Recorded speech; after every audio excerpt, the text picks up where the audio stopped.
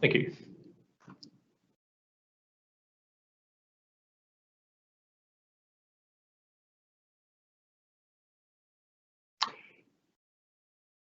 Hello there, everyone. Ramadan Kareem, and welcome to another session of our wellbeing workshops that we've been holding over the past 2 weeks. My name is Luke, and I'm part of the KHDA wellbeing team, and joined by Noha, Lubna, Nada, Greta, Camaria, Aruna, and we've also got Maya in the back. Hang on. Everyone here ends with the letter A, don't they? We've got Noha, Lubna, Nada, Greta, Camaria, Aruna. That's amazing. Okay, all right. My name is Luke, not Luca. So it must only be a girl thing. So we're nearly at the end of our wellbeing workshops. We've had a wonderful set of international and local speakers.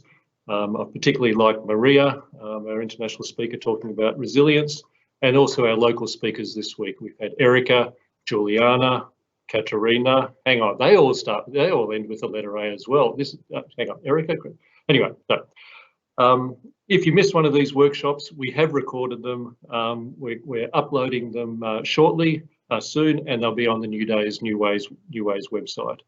To start off our session today, we would like to show you a video of the latest results of the Dubai Student Wellbeing Census, and that'll be shown now.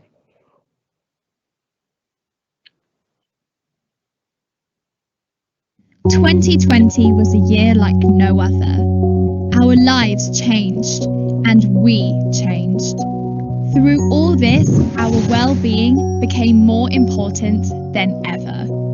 In November and December 2020, more than 100,000 students from 163 nationalities from grade 6 to 12 across 189 schools completed the Dubai Student Wellbeing Census, the fourth year in a 5-year initiative. At the same time, more than 10,000 school staff across Dubai completed the Adults at School Wellbeing Survey. Both the census and the survey are designed to give our community the chance to make themselves heard, and to give school leaders the data they need to improve well-being in meaningful ways. The results show the areas where we thrived and where we struggled. One of the most important indicators of high well-being is getting a good night's sleep. This year, students in Dubai slept better than they have for years. 60% of students in grades 6 to 9 and more than 40% of students in grade 10 to 12 said they had a good night's sleep at least 5 nights a week, a great improvement on the previous 3 years. They also had better and more meaningful relationships with their teachers. Emotional engagement with teachers, another indicator correlated with high well-being, has been slowly increasing since the first census 4 years ago. This year, it jumped to 70% for students in grades 6 to 9 and to 65% for students in grades 10 to 12. Our well-being improves when we have the language to talk about it. This year, students' wellbeing literacy continued to get better, with more students saying that they feel comfortable communicating about their well-being. More students also found that their relationships with their friends actually improved. They also felt more confident about their schoolwork.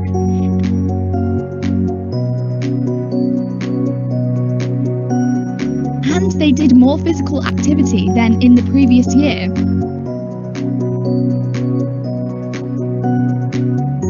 Satisfaction with life increased for boys, but stayed about the same for girls in grades 6 to 9. Adults at Dubai schools felt the impact of 2020 differently. Fewer adults said they were consistently thriving compared with last year, and more said they were struggling.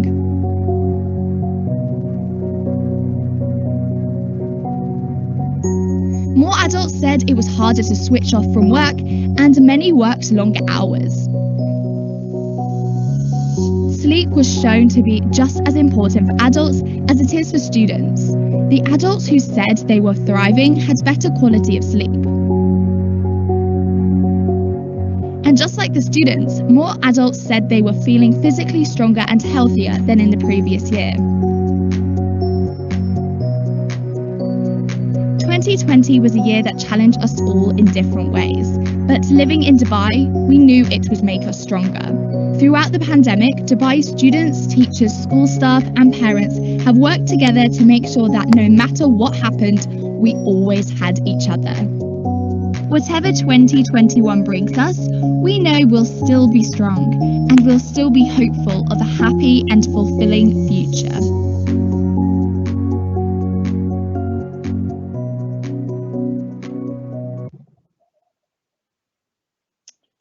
Okay, 1 second. I'm just going to close this.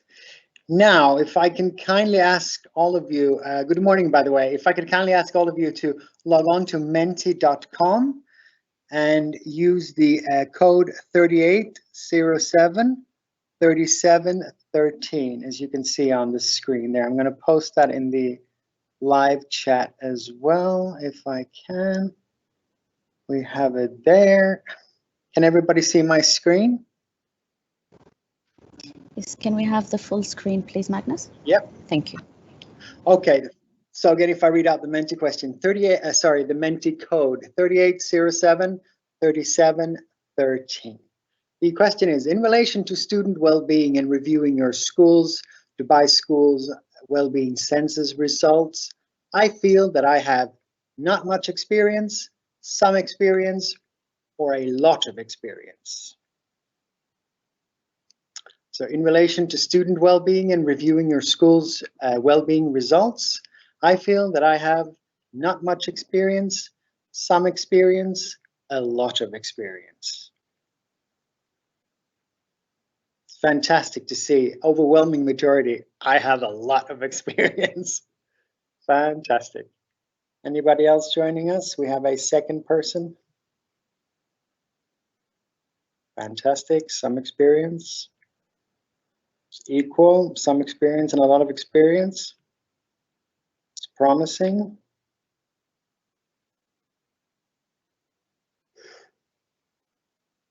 Fantastic. So some decent amount of experience. Fantastic. I will equal. Brilliant. Thank you so much for that result. I will now hand back over to Luke. Thank you. Yeah, thanks again for that, Magnus, and keep those answers coming in, and keep menti.com active in the background, because we'll use that again towards the end of the presentation. I'd like to welcome now our partners with the Dubai Student Wellbeing Census, David, and sorry, our partners from the South Australian Government, from the Department for Education there, David and Anna. Yes, it's another one of these wellbeing people with wellbeing ladies with A at the end of their name. Just it is a thing. I don't know. I'm really going to have to research this and find out a little bit more about it. And we've been working with the South Australian Government now for the past 4 years of the census, providing us with the evidence to be able to assist schools here in Dubai to be able to have conversations with their students and staff about the wellbeing of students. What we're going to be hearing from David and Anna today is more about some of the international perspectives of the impact of COVID on student wellbeing. The video that you saw before of the results of the Dubai Student Wellbeing Census certainly showed that there was an impact of COVID.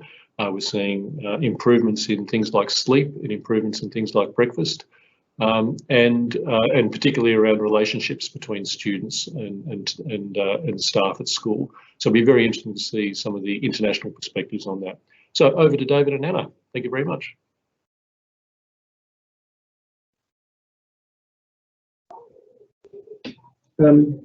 Thanks for that, Luke. Look, what we're going to take you through is a more detailed look at the Dubai results, and then contrast them with some of the results that we've had here in South Australia, and a quick reflection on results in Tasmania, which are also very similar to our own. It helps, I think, provide context to the quite remarkable results that we've seen in the wellbeing census out of Dubai. We also will give you a quick update. We've had some data in the can for just a few days from our post-COVID census, which we've just done here in South Australia, which also helps add to the big picture story. If we just to remind you what we've been measuring, and most of you on that Menti survey will know this, so I won't go back through them in any detail at all. The point I want to make here is pre-COVID, during COVID, and now for us post-COVID, we've been measuring the same things. And so it gives us a line of sight to the impact that COVID has had on the outcomes in children's life. And if you have scanned any of the international literature on these things, there are very few places in the world who have actually asked real children real questions about their well-being.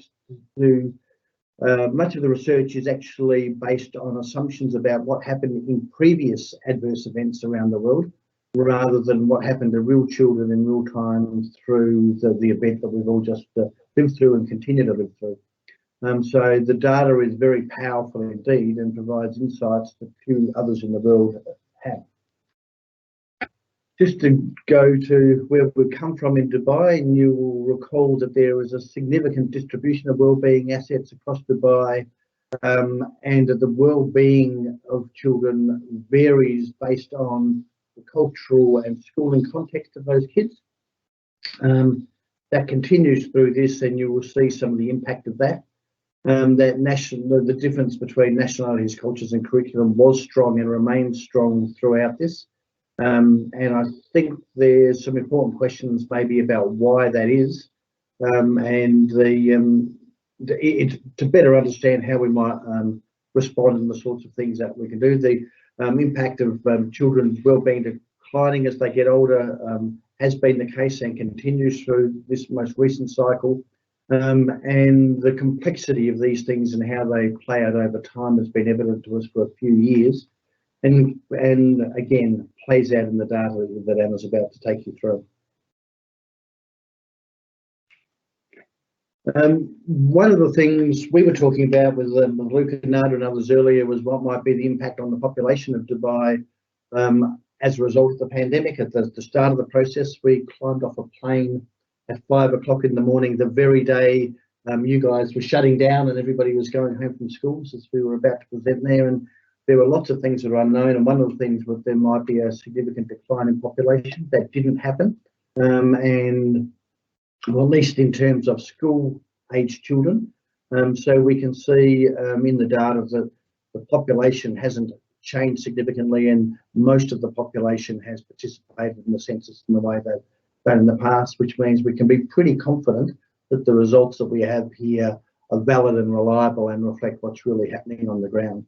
And a bit of other information about the nature of learning from home and learning at school have become evident to us as a result of this survey work. So that's really the background. Nothing much has changed at a population level. The patterns and distributions that were there before appear in this lot of data, and Anna will take you through the detail of what that actually looks like when you unpack the layers of data that here. Then I'll come back and talk about what we found in our own country. Thanks very much, David. As you've all seen in the video, there is some great and really exciting results from the 2020 Dubai Student Wellbeing Census.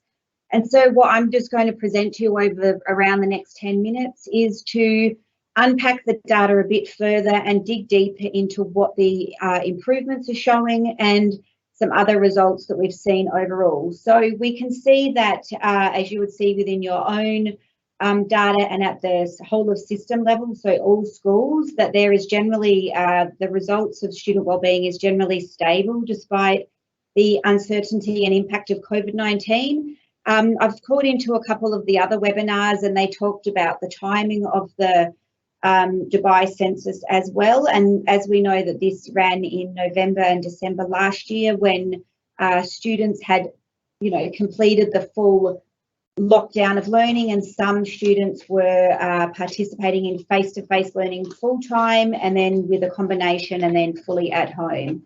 So I think students were a bit more accustomed to the online learning and had sort of put strategies in place, and also huge kudos to the schools and teachers who need to be credited for supporting students during this time. So what we've seen overall is that students have shown that they are resilient, and that across most subdomains across, the social and emotional wellbeing, relationships and learning in school and at home, and physical health, nutrition and after school activities, that overall there's been moderate to significant improvements in student reported wellbeing. And this, we've also looked at these results, not just at the whole student level, but broken it down by grade, group nationality, and looked at other factors as well. And we can see differences between Indian and Emirati students, as we have before, boys and girls, and across age groups. So what we've done here is pulled out the key results for grades 6 to 12 students, because they are the most representative groups. With the grade 4 and 5 or year 5 and 6 students, it's a smaller proportion of students that participate. So we've pulled out here the key subdomains where we've seen significant improvements overall, and also, just beyond stable improvements too. And this shows us that the greatest change in the grade or nationality group has been included as well. We can see a lot of the observations of greatest change by nationality group for Indian students, but we've also got students from other Asian countries as well, Pakistani students, and also Emirati students as well, which I think is really interesting to see, and an area to unpack further, as overall, when we've looked at the Dubai results, we've seen that Emirati students are generally reporting low levels of wellbeing across the board. So what I'm just going to go through now a bit more detail about each of these areas. So here we can see that particularly for those relationships and learning subdomains, we've seen significant improvements, in particular school climate, that was mostly observed by grade 8 students, which is really interesting because, as David pointed out earlier, we know that as students get older, and particularly in those peak developmental years around grade 8, 9 and 10, students' wellbeing declines the most. And so I think it's particularly interesting to see that the biggest change was for the grade 8 students for school climate. So we will unpack further what these where these students were from and their nationality and the type of learning that they participated in to fully understand this. But this is just a quick overall view to share with you at the moment. Same with emotional engagement with teachers and connectedness to adults at school, and with school belonging, this was for those grade 7 students. And also the nationality groups featuring here are the Indian, Pakistani and Emirati students, which is interesting to see as well. And what we can see here is an overall view that you would have in your Power BI report, your electronic school report, but just to look at that change over the years, remembering 2017 was mainly the grade 6 to 9 students, didn't have the older cohort of students, the grade 10, 11, 12 students participating. But we can see here, particularly in the emotional engagement with teachers and school climate, that there's been a huge spike in those student reported wellbeing results between 19 and 20, but also there was that change from 18 to 19, and it's continued to improve. We can also see here some differences for school climate by grouped nationality, and we can see overall an improvement for all of the different group nationalities that we look at within the Dubai Student Wellbeing Census. So this was just to illustrate that we haven't seen a change only for the Indian cohort of students, but we've actually seen a change for all of the different groups of students. And a bit later on in the slide deck, I've got some interesting information to share on the type of learning delivery for the different nationality groupings, and we can then link later on how this may have impacted these results. We can also see here for the physical health subdomains of breakfast, sleep and eating vegetables regularly, that there was large improvements, particularly for breakfast for grade 7 students. And again, I think it's really interesting to observe that it's really those peak areas where we see students' wellbeing decline across the board as they age and hit certain developmental milestones, that those students are the one where we've seen the largest improvement. And we could put down having breakfast and sleep more regularly to students having a bit more time to sleep in, particularly if they're doing distance learning, if school potentially started a bit later, as well as having breakfast as well. But what will be interesting to consider with this is how do we maintain these gains as you move back in the new academic year to hopefully doing more face-to-face learning. If students are coming into school at the same times that they were and following similar routines to what they were following pre-COVID. So how do you think about maintaining those gains and communicating more to students about the importance of breakfast and sleep and the impact it has on their wellbeing and their learning? So again, this just is a quick view of the time series data to show, it was relatively stable looking at 18 and 19 and then that peak in 2020. Again, breakfast by group nationality, we've seen improvements across the board as well. And I think it's particularly encouraging to see the improvements for the Emirati students as well. I'm just skipping through a bit because I know David's got some interesting things to share with you as well. And also what we see here is the academic self-concept, where we see that the biggest observation of change of an improvement was for Emirati students as well, and the students in grades 7, 9 and 11. So that's something to consider at your school and as well at a system level, particularly for those schools that have large cohorts of Emirati students. What you've also got in your Power BI electronic school report for the first time, and Luke and I presented on this a couple of weeks ago about how to look at your matched cohorts, which means we've tracked the wellbeing of matched students' responses, and you can look at the overall aggregated data of the cohorts of students at your school who may have participated in the census each year or look at 2 discrete time points. So here, what we can see is that when we've looked at the results at an overall Dubai level, for roughly 62,000 students between 2019 and 20, we have seen improvement in each of those 4 relationships areas, but the improvement is, while still significant, is not as much of a significant improvement as what we saw for the students overall. So this is something you can explore and unpack a bit further within your own results. This is some information that we've pulled together on the learning delivery in 2020 by group nationality. And as you can see here, about half of the Emirati student population did most of their classes were distance learning using online technology. We can see that most of the Indian student cohort participated in distance learning, and then we can see a mixture overall for the other different group nationalities. Particularly the BCANs was interesting, which is mainly the Western European countries, plus America and Canada and New Zealand, where a lot of their learning, almost more than a third, were they were completing their classes at school. So what we can see when we look at sort of cross-tabulations between learning delivery and wellbeing is that the majority of students in grades 6 to 12 participated in distance learning classes over the month just before the census. The question asked about the month before the student had completed the census. We saw that this was generally consistent across year levels, but as I've just shown, it was very different by nationality groups.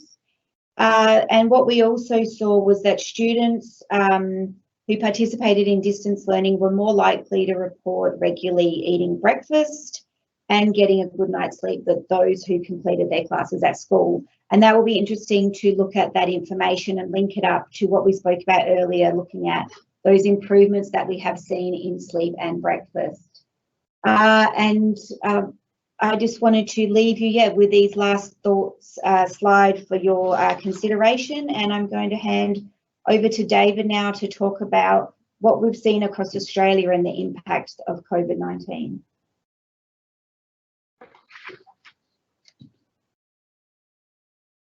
Well, I don't know what the media has been like in your country. I did have a look at. I was following the media in Dubai, I guess, for the first 6 months or so of the pandemic, and it was very similar to the media here. In relation to children, the media here has been and continues to perpetrate the story that there's a crisis in mental health happening and that our children aren't coping.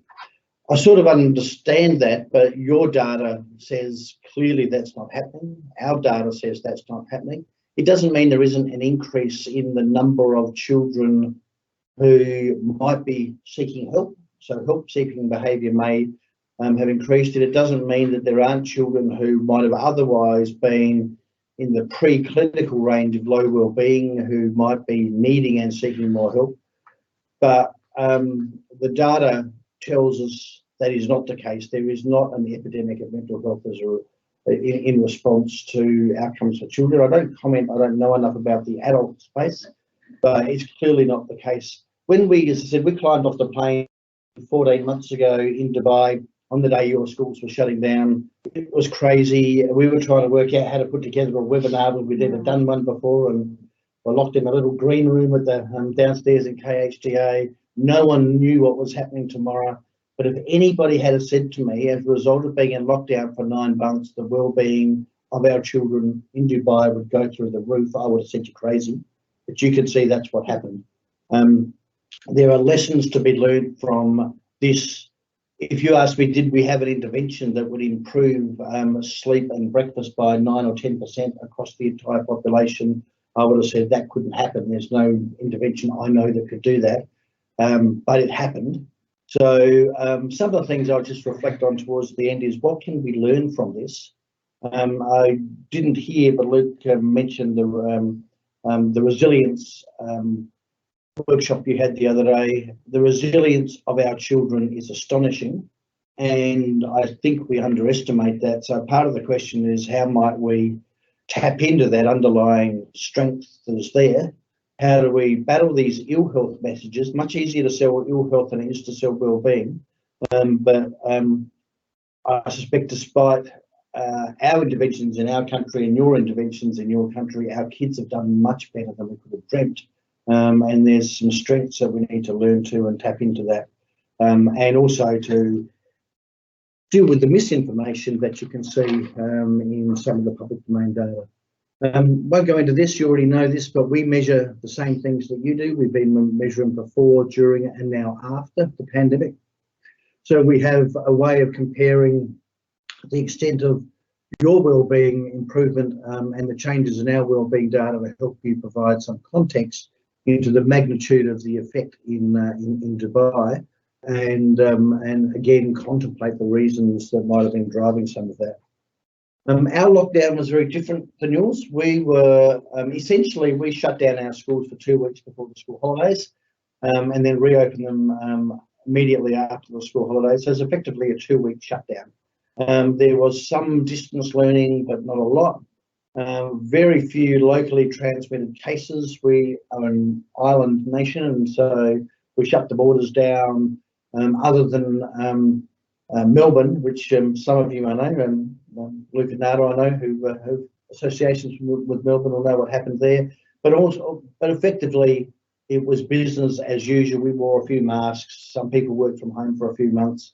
So the impact was little in terms of the material effect on children, but the media coverage has been ubiquitous and in the face of our children every day, with stories of gloom and doom that pervade the sort of emotional context in which they reside. So what did we see with a very different sort of lockdown scenario than you had in terms of our student data? We were collecting wellbeing data just as our schools shut down, so that provided disruption to the collection, which saw the number of schools and the number of students decline. But we've just completed a collection which brings us back to the highest number of students we've had undertaking the collection in our state. So like you, we have very big population coverage. We have long-term data for each child, so we're pretty confident that the shifts we see in this are real and material and valid for the purposes of comparison. So we've got some preliminary 2021 results in, and I'll come back to the 2020 results in a minute. But essentially, this is our first collection post-COVID in 2021.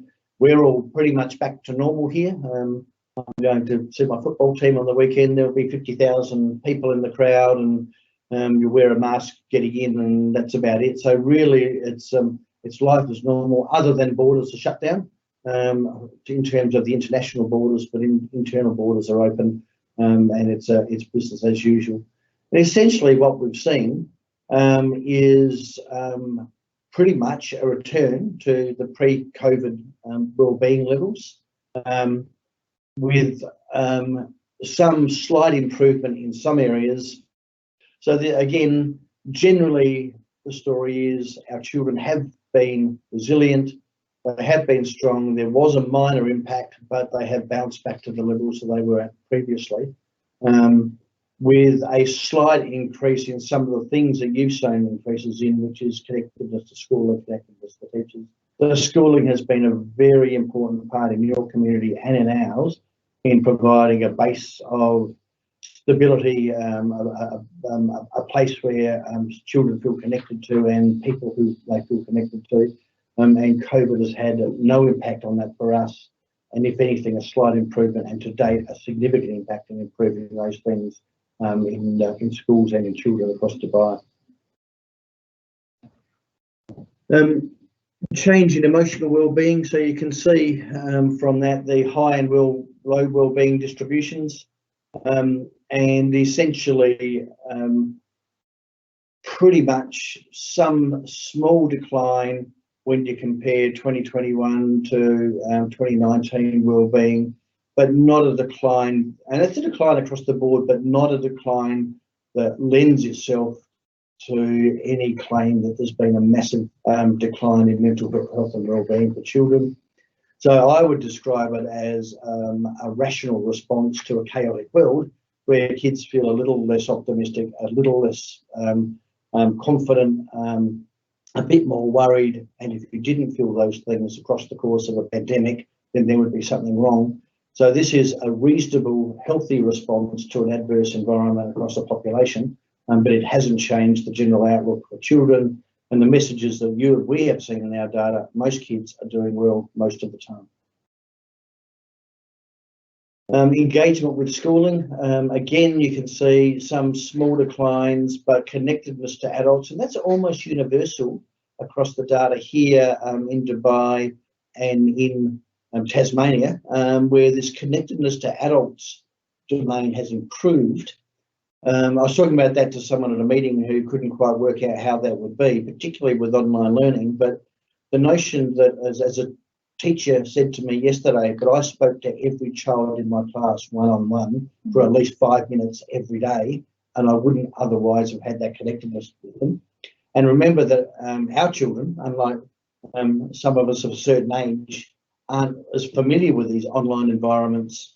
So our kids adapted to the technology, and we're engaging in a way with adults similar to the way they engage with their peers.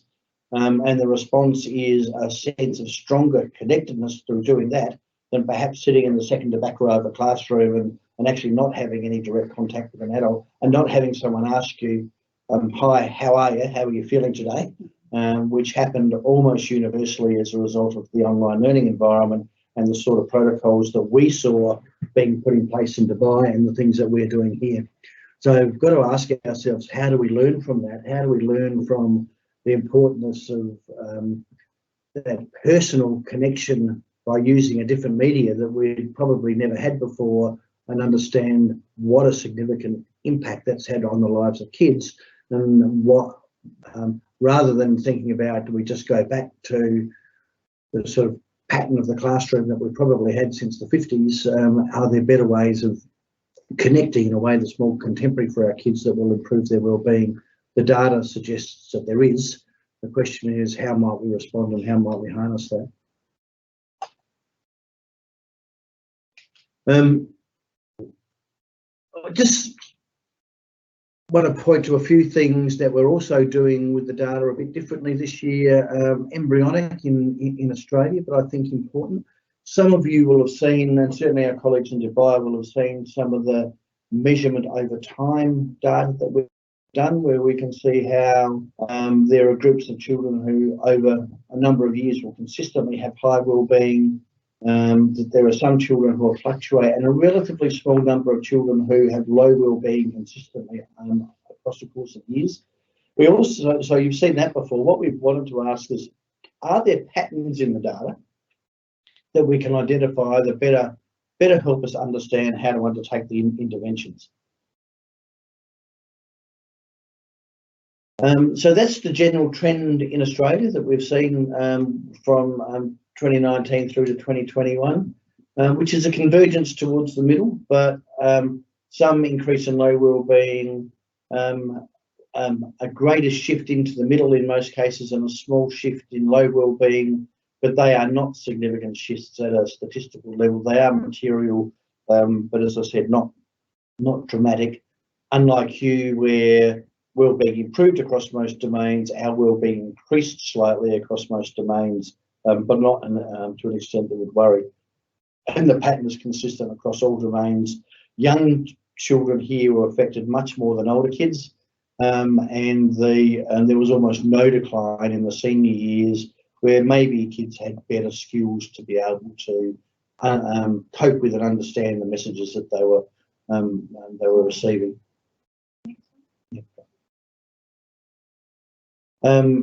And so you can see the gender differences there, where wellbeing from girls declined more than boys across pretty much every domain. Girls are a bit lower in some of those domains to start with, but the gender trend in those in our data is also consistent.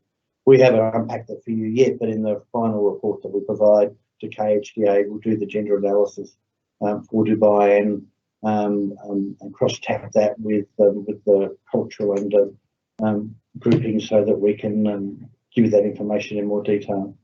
I'm not clear, I don't have a hypothesis as to why that decline in girls is better than boys, is greater than boys in this context, and that's something that we need to understand. And you can see again that there is a gender and age difference for the way that that's played out, that we'll need to maybe understand to think about how we better prepare for these sorts of events in the future, and what might be the things that we can do to scaffold the wellbeing of girls in the introduction in the interventions that we provide. And socioeconomics is a factor here. The IOD 7, 5 and 6, you can basically take the black line at the bottom to be low income kids, and the red line at the top to be the highest income communities. So our low income kids started lower and got worse. Everybody declined to a small degree, but the effect was larger for low income kids and families with less financial and social resources here, and I suspect that's true in most places. So overall, wellbeing increased by term 3, but is bound in 2020 has bounced back. Girls are affected more, and the older kids have been fairly resilient throughout the whole process. And that's summarised by those direction arrows. This can be made available to you, and we've seen a very, very similar response in Tasmania. So Tasmania, a state of some few 100,000, very similar lockdown protocols, and a slight decline in wellbeing, and a slight increase in low wellbeing, but again, nothing catastrophic. We suspect when we measure again, that will have all bounced back to where it was pre-COVID. So just one other way we're now looking at the data. This is called latent class analysis. So what we're really doing is looking for patterns in the data. So you look at a data set and you say 20% of kids are experiencing low wellbeing, but in that there are some quite complex patterns, and we're trying to understand what they are. So what this is a statistical technique to get in underneath the data and find those patterns. In this case, we've clustered together some of the socio-emotional wellbeing items, satisfaction with life, optimism, happiness and sadness. And what you begin to see is that there are clear patterns in the data. This is telling us that there is not a one-size-fits-all approach to how we think about intervening. But what we can see is 75% of kids have a positive mental health. We haven't done this over time, but we suspect that that remains true over time. The vast majority of kids start well and they stay well, suggesting that little intervention is required. There is another group that, so we haven't done this, our colleagues from Telephone Kids have done this work for us, that they've described as symptomatic but content, meaning that they've got some wellbeing issues, but by and large they're travelling okay, and they're not. They remain optimistic and happy, but there are things in their life that are disturbing them. But to cut to the chase, there's this group of vulnerable and troubled kids, but the troubled kids are about a 10% portion of the population, and we're seeing this in the data over time, who are troubled across multiple domains, start low in wellbeing and stay low wellbeing. And the challenge is going to be, how do we identify that cohort of kids to get the right interventions to them at the right time, rather than the one-size-fits-all interventions. So some of those infer pastoral care approaches, much stronger connectedness with individual kids to be able to identify those kids at risk, but it's showing a much more complex pattern of the way these things are playing out in communities and children than maybe we've understood before, and it requires us to think more cleverly about how we get the interventions to those kids that we want. But look, by and large, the data from Dubai is, I just was stunned when I saw what's happened there. We would never have predicted how well your kids have done. I have a theory, which I have no evidence for, and a part of that is the huge difference that sleep and rest and well-being and family connectedness has made to most of those kids. And my theory is maybe most of the other things in well-being have followed the physical well-being of kids. For many of your schools, the early start, the late nights that we know of from previous surveys, I mean, your kids are physically stressed a lot of the time.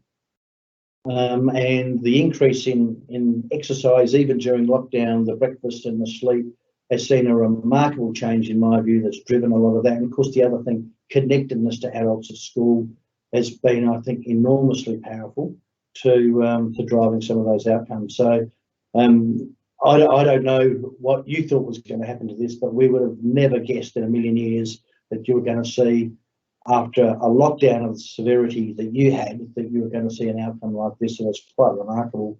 And we could all try and claim credit for fantastic interventions, but the reality is it's the resilience of our own children that drove this. And from a wellbeing, from a pos psych perspective, you've got to say that holds great hope for the future if we can understand how to build on those strengths in order to continue those outcomes for our kids.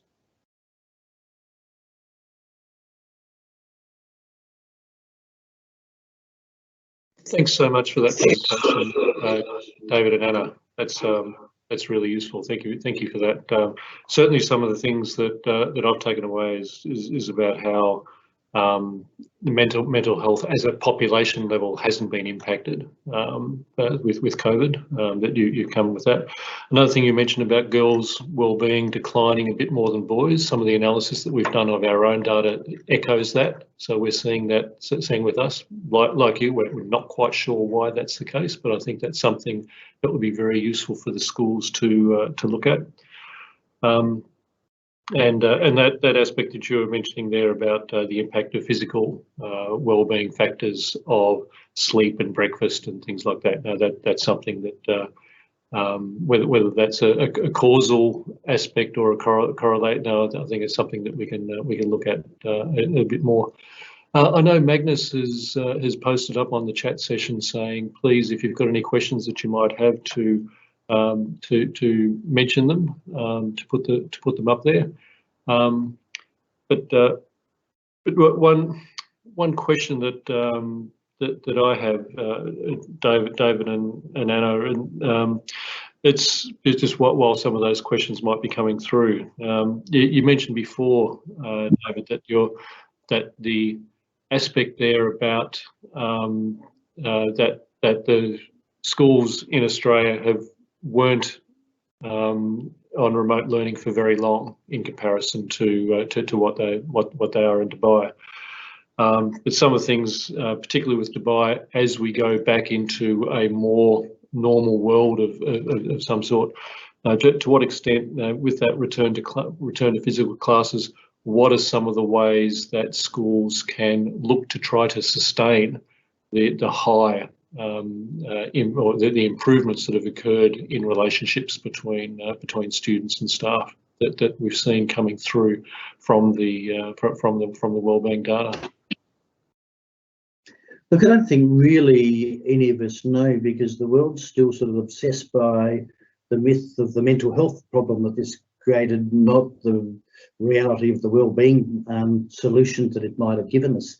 So it makes me ask some questions like, maybe what would happen if we started schools later, let kids sleep in, and maybe some days they just didn't even come into school. Some days there was just online learning and the ability for teachers to engage with children in either smaller groups or one-on-one, which other things that you notice in the data that sort of led me to think some of the dynamic of the classroom and school, of the model that we've inherited, is driving some of this. So bullying's gone down, because much harder to bully people when you're in a moderated environment and you're observed and you need to be respectful.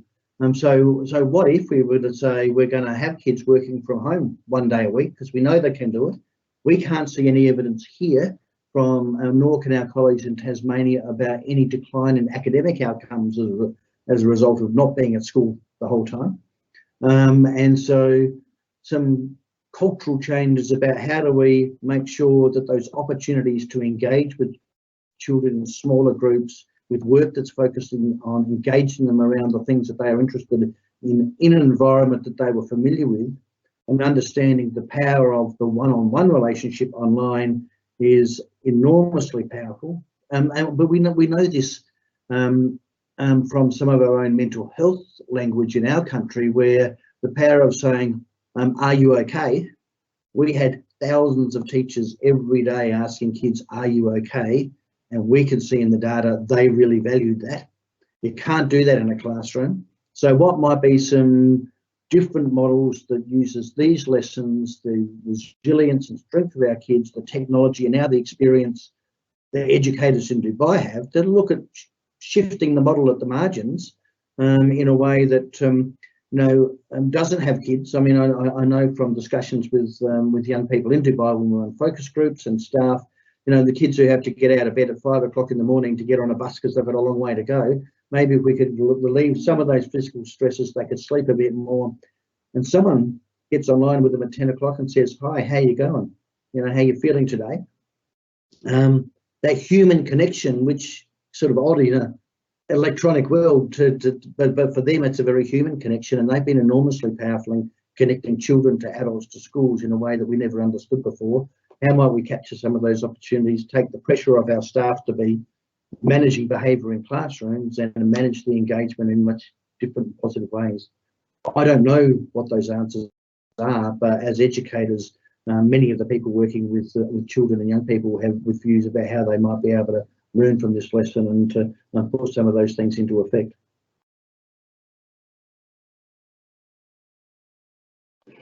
Yeah, thanks for that, David. I think that's some really, really useful insights that we try not to go back to the old ways that we were doing, but see what we can learn from what we've done really well over the past year, and the opportunities that COVID has provided us in order to be able to look to sort of keep and sustain those improvements in the relationships that we've seen between students and staff. I think that's really, really valuable. We do have another couple of questions. One is probably a little bit more for KHDA rather than yourselves. And I'll just try to answer that one. But it's about making a comment that the blended learning experience hasn't really significantly impacted student wellbeing.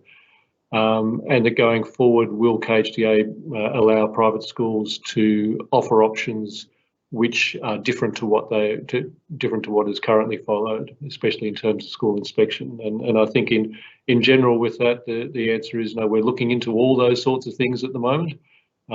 Similarly to how we're asking here for schools to look at what are some of the really good things that have happened as a result of the impact of the pandemic over the past 12 months, and how you can sort of make those changes for your school. Similarly to us, we're looking to see how we can try to make some changes to be able to help schools out. But I can't provide any detail on that at the moment. I know we're getting fairly close to the end. Have there been some other questions there coming through? I'm just trying to clarify there, Magnus. Yes, we have our last question here. What should we do if students are not ready to take any help from the school counsellor? How to address this issue since most of the students are in distance learning? So how to engage? How do we suggest that students engage more with school counsellors as they are in distance learning? There's particularly probably towards some of those more vulnerable and troubled students that you were mentioning before there, David. Look, before I lived this life, I was a social worker, and I would probably tell you what I learned from that is you can't require people to engage until they're ready to engage. You can only be available. You can only try and build respectful relationships. You can only build relationships of trust. When the trust comes, the relationship will build and follow, and then kids will reach out, as will adults. So it's about creating a safe, trusting environment and the right context. Not to take it upon yourself that you can't help, because you can't always help, but you can always be available. And so to be there ready when the time comes, when someone says, I need some help. You can encourage peers to offer support, and sometimes, particularly for young people, friends look after friends as a concept is social marketing messages we've used here in relation to the safety of young women. We know that you're often young people will disclose to a peer before they respond to anybody else. So you can equip children and their peers with skills to say, when someone asks for help, here's some ways you can direct that. But though they are pretty universal truths across the help-seeking professions, so the two strategies are be available that I can think of would be available, but equip, like through the wellbeing leaders that you have in some of your schools, people who are there, who are alert, who are ready to offer an ear, and who then have ways of redirecting those children to the support they need. It's all about help-seeking responses are about a relationship of trust. So the question is, how do you build that trust? And if that doesn't exist, that isn't the fault of the individual school counsellor. It's a universal truth pretty much about being available when people are ready, but you can't do much until they're ready to seek help. Thank you so much, David, and thank you, Anna, for that wonderful presentation. We're now just going to head over to two Menti questions. So if I could kindly please ask you to log on to Menti again, or for those of you who stayed on to Menti to answer that question that you see on your screen there. How satisfied were you with the content, the structure, and the preparedness of the webinar?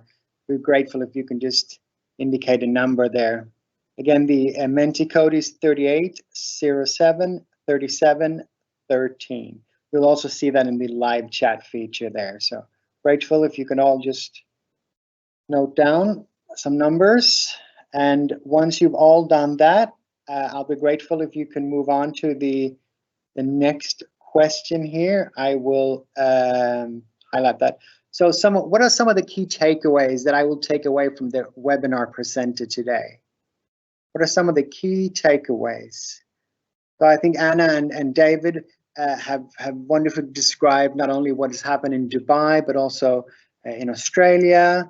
And I think what we can all take away from this, from my point of view, is that students certainly are resilient, and they're resilient worldwide, I must say. Although, as David said, one would think that the overall well-being would potentially decrease over this pandemic period, but thankfully it hasn't. Schools and the school community, in my eyes, continue to play a very important aspect in keeping children engaged and keeping their well-being intact. So grateful if you could all log on and give me some of the key takeaways from today. And with it, Dubai, I think it's wonderful to see that we're seeing improvements in almost all of the areas. Continuous breakfast eating in the morning, which is very important. Sleep is very important. Wonderful, we're getting some results in here. Things that have worked for the school in the past year should be continued, absolutely. Students are resilient in the UE, absolutely. They're resilient in the UE and they're resilient worldwide, I think. We're seeing numbers like David mentioned in Australia, they're resilient in Australia, but also globally, yeah. And it's wonderful to see as well that we're seeing a great change when it comes to the Indian and Pakistani community, for instance, when it comes to the school climate, very positive. Challenge the myth of the crisis in terms of student well-being, absolutely. Absolutely. Any others, some key takeaways from today's presentation? Continuing good things from distance learning post-pandemic, absolutely. I know we're short of time, so I'll move on. Thank you all for your responses. We'll just move on to the next slide. So for those of you that wish that were not able to attend this webinar, your friends, colleagues, they can all log on to New Days, New Ways. And if they go to What Works X, they'll find previous webinars, and they'll also find the upcoming webinars. We'll just mention briefly that we have another webinar this afternoon. It's at 3:30 p.m. and it's presented by a lady called Cass Germain. She's the class teacher and wellbeing champion of Horizons Singing School. And the topic today will be staff wellbeing and the importance of self-care. But now I want to say a big thank you to David and to Anna, and I'll hand back over to Luke. Yeah, and also for me, thank you very much for that, Magnus.